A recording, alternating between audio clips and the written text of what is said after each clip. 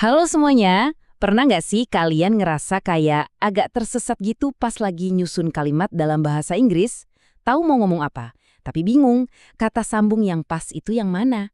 Nah, tenang aja, hari ini kita bakal bahas tuntas soal GPS-nya tata bahasa, yaitu preposisi atau kata depan. Dan kalau ngomongin soal tersesat, kayaknya nggak ada yang lebih jago dari pendekar pedang legendaris yang satu ini, Rorono Azoro. Ironisnya, dia tuh pakai preposisi dengan bener loh untuk jelasin perjalanannya, through the town, past the market, across the bridge, tapi ujung-ujungnya ya tetap aja nyasar. Ini tuh metafora yang pas banget buat kita semua yang lagi belajar kan. Hayo ngaku, bingung milih antara in, on, atau at itu, sering banget kejadian. Tapi tenang, kalian nggak sendirian kok. Ini masalah umum banget buat siapapun yang belajar bahasa Inggris. Dan hari ini kita bakal pecahin misteri ini bareng-bareng. Oke, kita bedah bareng-bareng ya. Anggap aja preposisi itu beneran kayak GPS buat kalimat kita. Mereka ini kata-kata kecil tapi sakti banget. Fungsinya buat ngasih arah, nunjukin lokasi, dan juga ngatur waktu. Tanpa mereka, kalimat kita tuh jadi ngambang, nggak jelas tujuannya. Jadi mereka lah yang bikin kalimat kita jadi runut dan punya struktur.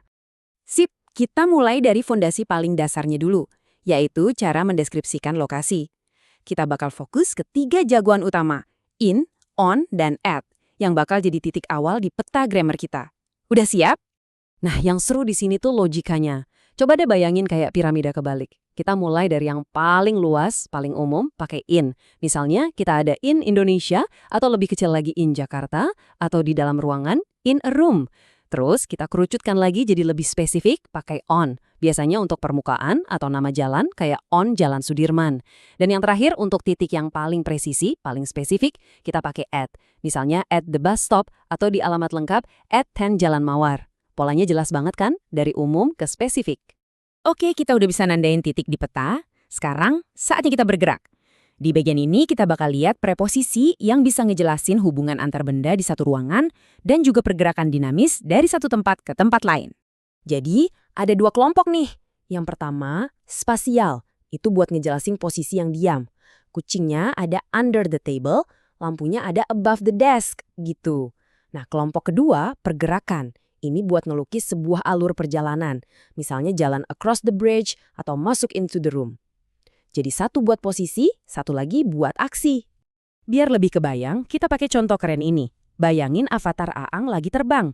Dia nggak cuma terbang, tapi dia terbang over the mountains, di atas gunung tanpa nyentuh puncaknya, dan terus dia terbang through the air temple, alias nembus lewat tengah-tengah kuilnya. Preposisi ini langsung ngasih kita gambaran visual yang jelas banget soal perjalanannya Aang. Sama juga nih kayak Moana. Dia berlayar across the ocean, melintasi lautan yang super luas, dan akhirnya dia tiba at Maui's Island, sebuah titik tujuan yang spesifik. Nah, di sini kita bisa lihat gimana preposisi pergerakan, across, dan preposisi lokasi at bisa kerja bareng buat menceritakan sebuah perjalanan dari awal sampai akhir. Kita udah jago nih soal di mana. Sekarang kita pindah ke kapan. Nah, kabar baiknya adalah kalau kalian udah paham logika in, on, dan at buat tempat, berarti kalian udah setengah jalan buat ngerti penggunaannya untuk waktu.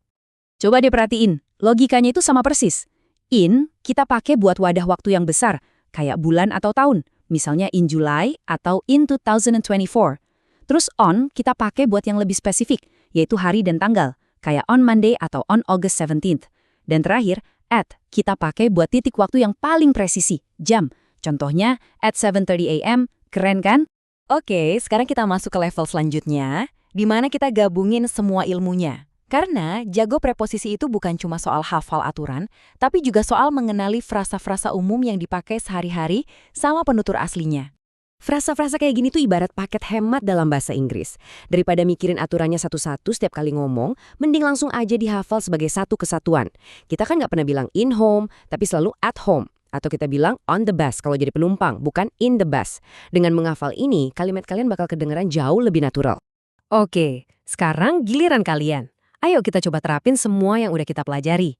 Coba deh kalian tulis ulang cerita perjalanan Moana, dia berlayar from her island, terus across the ocean, dia berlayar towards Maui's Island, mungkin dia sempat sembunyi behind the rock, dan seterusnya.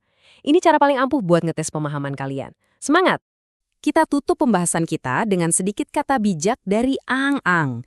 Entah itu lagi belajar mengendalikan elemen atau menguasai kata-kata, kuncinya selalu sama, kejelasan. Kita harus selalu tahu di mana posisi kita dalam sebuah kalimat dan kemana arah tujuan yang mau kita sampaikan. Dan tentu saja, kita nggak bisa melupakan Zoro. Ini jadi pengingat yang lucu buat kita semua kalau belajar itu adalah proses. Nggak apa-apa kalau sesekali masih nyasar atau salah. Yang paling penting itu terus latihan dan jangan pernah nyerah. Jadi intinya begini, preposisi itu bukan aturan rumit yang dibikin buat ngejebak kalian. Sama sekali bukan. Anggaplah preposisi sebagai peta kalian. Peta yang ngasih kejelasan, arah, dan makna di setiap kalimat yang kalian ucapkan. Pakai peta ini untuk menavigasi ide-ide kalian, dan dijamin kalian gak akan pernah merasa tersesat lagi dalam percakapan.